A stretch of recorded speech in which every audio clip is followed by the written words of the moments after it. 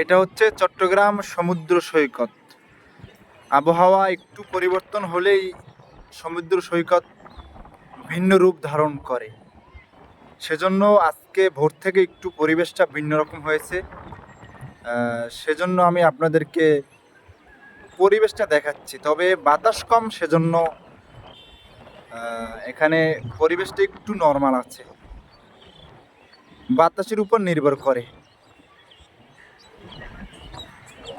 এখানে হাজার হাজার জাহাজ আছে, বড় বড় জাহাজ, ছোট জাহাজ, ছোট ছোট নৌকা আছে, ট্রলার আছে, এখানে ইলিশ মাছের বোট আছে।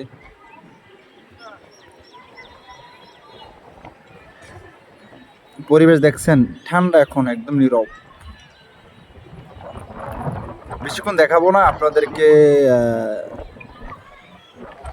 অল্প কিছু দেখাবো, কারণ সময় নেই আমার থাকার এখানে।